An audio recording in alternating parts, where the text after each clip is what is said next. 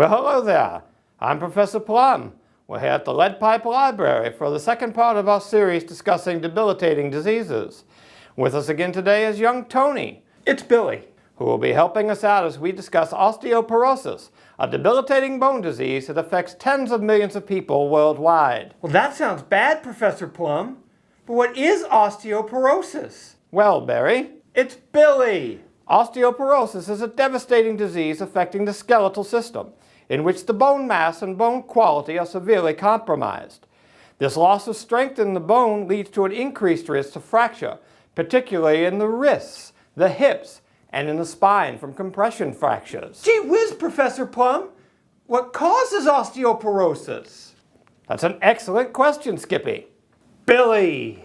There are actually two types of osteoporosis: idiopathic or primary osteoporosis and secondary osteoporosis. Well, that sure is confusing, Professor Plum. Well, what's the difference? Well, you see, Randy, I'm Billy. Primary osteoporosis is simply bone loss that occurs naturally as we age. Secondary osteoporosis is caused by certain medications or complications from other medical conditions, such as kidney failure or some endocrine disorders. Well, okay, Professor. But if there are different causes, why does the bone get weak? Another outstanding question, Joey. Billy! You see, bone is constantly broken down and replaced by cells called osteoclasts, which break down the bone, and osteoblasts, which build the bone back up. Scientists call this bone turnover or bone remodeling. To properly build normal, healthy bone, it takes about 200 days, according to the National Osteoporosis Society. If this system is interrupted, sped up, or slowed down, it has tremendous impact on the strength and health of the bones. And that's what happens if you have certain endocrine disorders. I don't know what the endocrine system is, Professor Plum. Well, I'll explain, Lenny. My name's Billy. The endocrine system releases hormones into the bloodstream. Hormones are chemicals that regulate vital body functions such as growth and development, how energy is stored and used, and, for our discussion, the regulation of the bone remodeling cycle, as well as many other functions. Okay, Professor Plum, but how do you make a Refuse to pay her, Benny. The endocrine system produces dozens of hormones. Some regulate one or two functions, while others have many actions throughout the body. Today, however, we're going to focus on a few that can affect bone health. Parathyroid hormone, or PTH, the thyroid hormone T4, and the sex hormones estrogen and testosterone. When the glands that release these hormones are working properly, body systems are kept in balance, a state known as homeostasis. If these glands are damaged or diseased, that's when bad things happen. Well, what kind of things, Professor Plum? Lots of things, Perry. Billy! But remember, we're talking about osteoporosis, or weakened bones.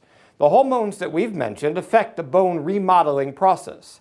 The overproduction of PTH or T4 by diseased or damaged glands both speed up the activity of the osteoclasts, the cells that break down the bone. When that happens, the cells that build up the bone, the osteoblasts, simply cannot keep up. So the bone is losing more minerals than it is taking in. This means the bone gets thinner, more brittle, and more prone to fracture.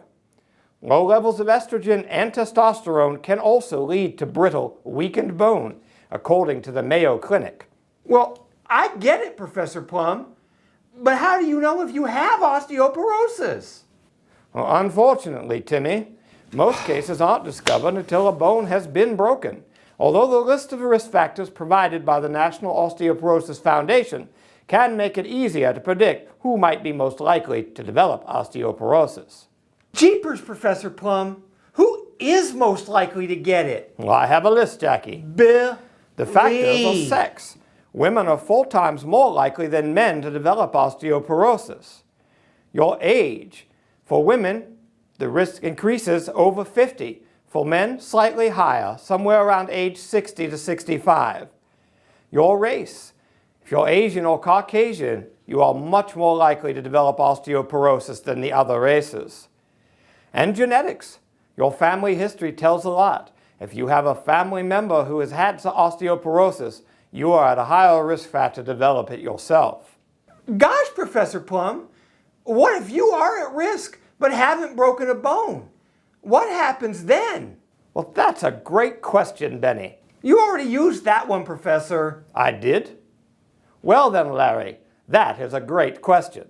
There are several diagnostic tests that can be used to calculate bone mineral density.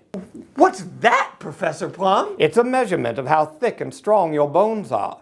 The most common use X-rays or ultrasound, but the best is called DEXA, or dual X-ray absorptiometry. It uses two energy peaks through the bones. One measures the soft tissue, the other measures the mass of the bone. When the soft tissue reading is subtracted from the total reading, the remainder is your bone mineral density. When that's compared to the bone density scale that has been developed by the World Health Organization, or WHO, osteoporosis can be found before a bone is broken. That sure sounds confusing, Professor Plum. It sure does, Opie. But what about the endocrine system? You are on point with the questions tonight, Slappy. It's Billy. Once osteoporosis has been determined, then doctors can look for the causes. Most of the tests for endocrine involvement are blood tests that check for abnormal levels of the hormones. There are a number of medications on the market today that can counteract the effect high levels of PTH, T4, estrogen, and testosterone will have on the bone. Some, called bisphosphonates, slow the rate at which the bone is broken down, while some mimic the effects of estrogen. There is also hormone replacement therapy for the sex hormones. There is some risk, however, that the hormone replacement therapy may be linked to the cancer growth. Wow, Professor Plum.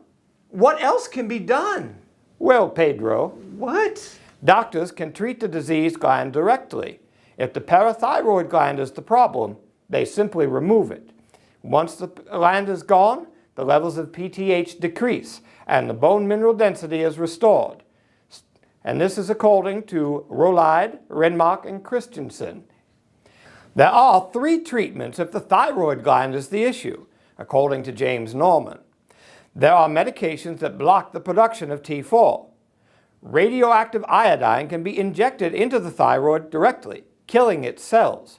Or they can simply perform surgery to remove all or part of the thyroid gland.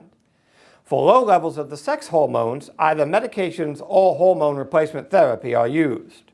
Well, this is all great stuff, Professor Plum, but I want to know more. Can you help?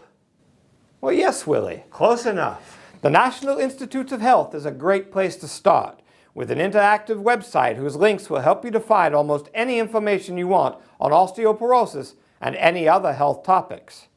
And as always, Barney, thank you for your help. Thanks again for all the swell information, Professor Prune. It's Professor Plum.